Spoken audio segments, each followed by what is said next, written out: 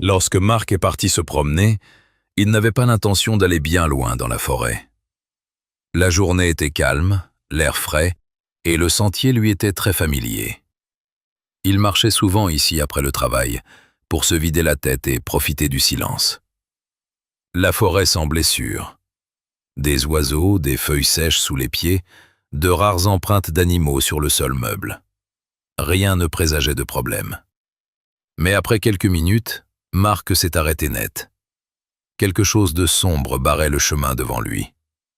Au début, il a pensé à une racine ou à une grosse branche, mais l'objet a soudain bougé lentement. Marc a senti son cœur cogner dans sa poitrine. Face à lui se trouvait un serpent. Grand, presque noir, à la peau luisante. Il a levé la tête, a déployé son capuchon et l'a fixé du regard. C'était un cobra. Marc est resté pétrifié. Il n'y avait pas de tel serpent dans la région. On pouvait y croiser des couleuvres ou des vipères de forêt ordinaires, mais pas un cobra. Cela signifiait qu'il était arrivé ici par hasard. Échappé? Relâché par quelqu'un? Ses pensées s'embrouillaient et son corps refusait de bouger. Il a lentement fait un pas en arrière. Le cobra n'attaquait pas, mais il ne s'en allait pas non plus. Il le regardait en balançant la tête. Puis, soudain, il a rampé dans sa direction. Marc a reculé d'un autre pas. Il avait envie de faire demi-tour et de courir, mais il comprenait qu'un mouvement brusque pouvait provoquer le serpent. Il a remarqué que l'animal se déplaçait bizarrement, lentement, lourdement, comme si chaque mouvement lui faisait mal. Son corps semblait épuisé et un gros gonflement était visible vers le milieu de son ventre.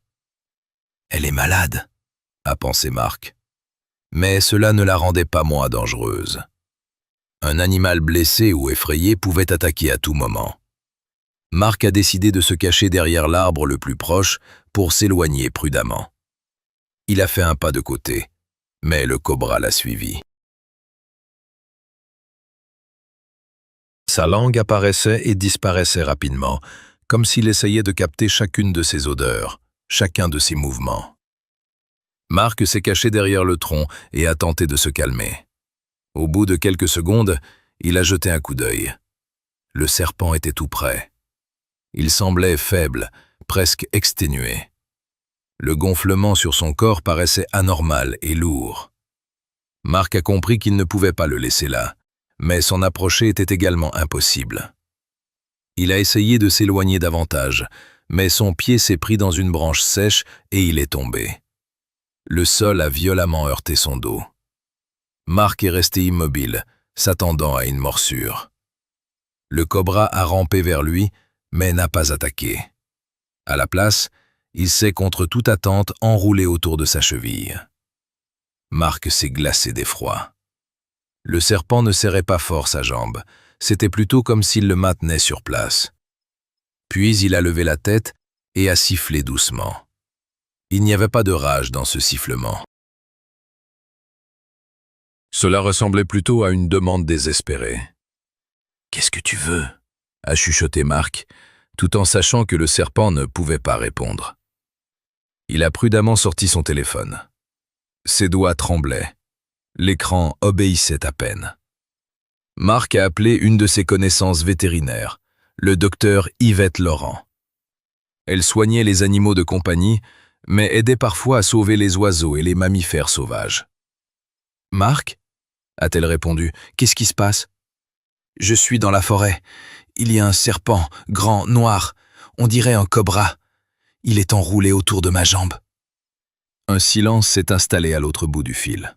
« C'est une blague ?»« Non. Elle a une énorme bosse sur le ventre. Elle bouge à peine. » La voix d'Yvette est immédiatement devenue sérieuse. « Ne fais aucun mouvement brusque. Décris-la-moi. » Marc a tout raconté. La peau sombre, le capuchon, la faiblesse, le gonflement étrange. Yvette est restée silencieuse un long moment, puis elle a dit « Si c'est un cobra, sa morsure peut être mortelle. Mais si elle a une telle tumeur, elle peut mourir elle aussi. Tu as de l'eau ? Marc a lentement retiré son sac à dos. Le serpent suivait chacun de ses mouvements. Lorsqu'il a sorti la bouteille, il a sifflé bruyamment et Marc s'est figé. « Très lentement, » a dit Yvette. « Verse de l'eau près d'elle. N'approche pas ta main trop près de sa tête. » Marc a trouvé un gobelet en plastique, l'a posé par terre et y a versé de l'eau. Au début, le cobra n'a pas bougé. Puis il s'est étiré vers le gobelet et a commencé à boire, avidement, comme s'il souffrait de la soif depuis longtemps. Après quelques secondes, il a desserré son anneau autour de sa jambe. Marc a pu ramper lentement en arrière. « Je prends la route, » a dit Yvette. « Mais tu es loin. J'ai besoin de matériel et de l'aide du service de contrôle des animaux. N'essaie pas de l'attraper. » « Elle ne tiendra peut-être pas jusque-là, » a doucement répondu Marc. À ce moment-là, le cobra s'est soudain mis à ramper hors du sentier. Il avançait lentement, mais d'un pas sûr, comme s'il savait où il allait. Marc ne pouvait pas simplement l'abandonner. S'il perdait le serpent de vue, les spécialistes risquaient de ne pas le retrouver. Il l'a suivi en restant à distance. Le cobra l'a conduit vers un vieil arbre tombé. Sous les racines arrachées se trouvait une cavité sombre, tapissée d'herbes sèches et de feuilles. Le serpent s'y est glissé et s'est enroulé sur lui-même.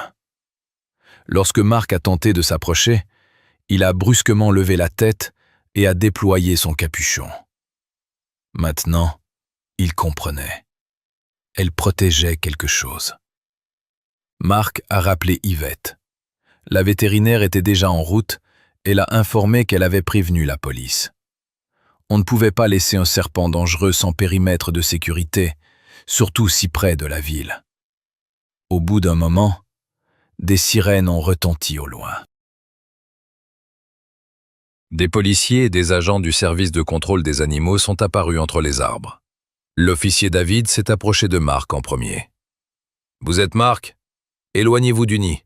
Nous bouclons la zone. »« Elle est malade, » a dit Marc. « Il ne faut pas l'effrayer.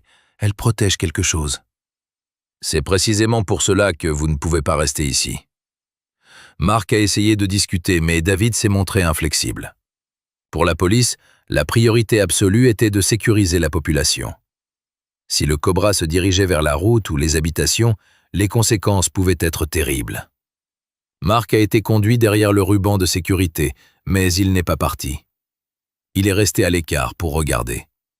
Les agents du contrôle des animaux ont tenté de s'approcher du nid avec un filet et un crochet spécial.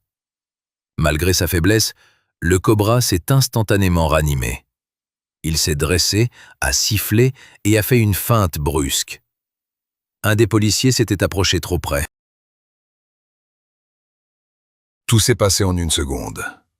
Un cri, de la panique, les gens se sont précipités en arrière. Le serpent l'avait mordu au bras. La victime a immédiatement été conduite à la voiture. Les secours ont été appelés et du sérum antivenimeux a été demandé. L'officier David a pâli de rage. Il a sorti son arme et s'est dirigé vers le nid. « Non !» a hurlé Marc. « Ne tirez pas !»« Reculez !» a hurlé David. « C'est un ordre !» À ce moment-là, Yvette est sortie d'entre les arbres en courant, une grande mallette à la main. « Rangez votre arme !» a-t-elle crié. « Si vous la tuez, vous détruisez une preuve importante. Et peut-être pas seulement elle. » David s'est arrêté. « Qu'est-ce que vous voulez dire ?» Yvette a regardé le nid. « Elle protège des œufs. » La vétérinaire s'est lentement approchée du serpent. Le cobra était épuisé mais tentait toujours de se défendre. Yvette a préparé un tranquillisant et, choisissant son moment, lui a injecté le produit. Tout le monde s'est figé. 1 minute est passée. Puis une autre. Le cobra ne s'endormait pas. « Pourquoi ça n'agit pas ?» a demandé David. « Trop de stress », a répondu Yvette. « Et elle est plus grande que ce que je pensais. Il faut un produit plus puissant. » Heureusement, le service de contrôle des animaux disposait d'un kit de réserve pour les grands animaux sauvages. Quelques minutes plus tard, Yvette a injecté une seconde dose. Cette fois-ci, la tête du cobra est lentement descendue. Son corps s'est relâché et les sifflements ont cessé. Ce n'est qu'à ce moment-là que tout le monde a aperçu les œufs sous son corps. Yvette a examiné le serpent et a froncé les sourcils. Le gonflement était énorme. Il semblait que quelque chose s'était coincé à l'intérieur et provoquait une grave inflammation. Il était impossible d'opérer en pleine forêt. « Il faut l'emmener d'urgence à la clinique », a dit Yvette, « et les œufs aussi. Gardez-les au chaud. » Marc a aidé à transporter les conteneurs. Le serpent a été soigneusement placé dans un compartiment spécial du véhicule du contrôle des animaux, tandis que les œufs ont été enveloppés dans un tissu doux et une couverture de survie. Les policiers ont ouvert la voie et le convoi de voitures s'est dirigé vers la ville. Ils ont atteint la clinique près d'1 heure plus tard. Juste au moment où l'on s'apprêtait à faire entrer le serpent, il a commencé à reprendre connaissance. Un lourd froissement a retenti dans le véhicule. Tout le monde a reculé. Yvette a rapidement apporté une nouvelle dose de sédatif et le cobra a pu être transféré en toute sécurité dans la salle d'opération. Marc est resté près de la fenêtre. On ne l'a pas laissé entrer, mais il voyait Yvette et ses assistants travailler sur l'énorme serpent. L'opération a duré longtemps. Dans un premier temps, la vétérinaire a extrait l'œuf coincé, qui était à l'origine de ce terrible gonflement. Il n'avait pas pu sortir naturellement et avait failli tuer le serpent. Mais ensuite, l'assistant a remarqué un autre objet dur sous la peau. Yvette a délicatement fait une incision et en a retiré un petit appareil. L'un des policiers présents a tout de suite compris de quoi il s'agissait. « Un tracker », a-t-il dit, « un appareil de suivi. » Tout devenait clair.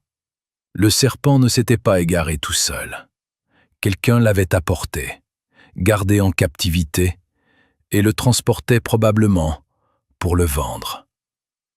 Le tracker a été remis aux enquêteurs. Dès le soir même, les données de l'appareil ont mené la police vers un entrepôt désaffecté dans la zone des docks côtiers. On y a trouvé des cages, des documents et des traces de commerce illégal d'animaux rares. Plusieurs personnes ont été interpellées. L'une d'elles a avoué.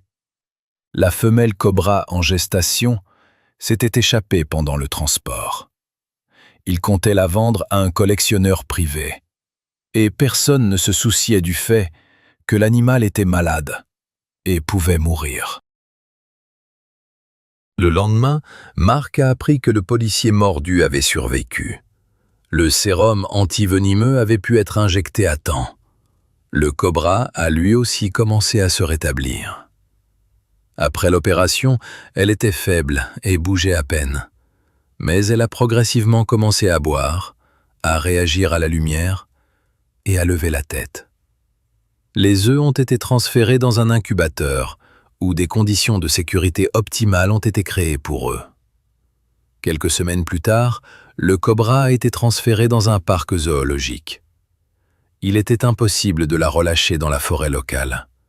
Elle n'appartenait pas à cet écosystème et avait besoin d'être surveillée. Mais désormais, elle avait un abri chaud, de l'eau propre et des spécialistes à ses côtés. Marc venait souvent au parc. Il se tenait devant la vitre du terrarium et regardait le cobra sombre qui se reposait tranquillement sous la lampe. Parfois, elle levait la tête et Marc avait l'impression qu'elle le reconnaissait. Et un jour, Yvette lui a montré les petits serpents qui venaient de naître des œufs sauvés. Marc les a regardés un long moment en silence. Il comprenait que, ce jour-là, il aurait pu simplement s'enfuir. Il aurait pu appeler les secours et partir. Mais il était resté. Et c'est précisément cela qui avait sauvé non pas une seule vie, mais tout un petit avenir.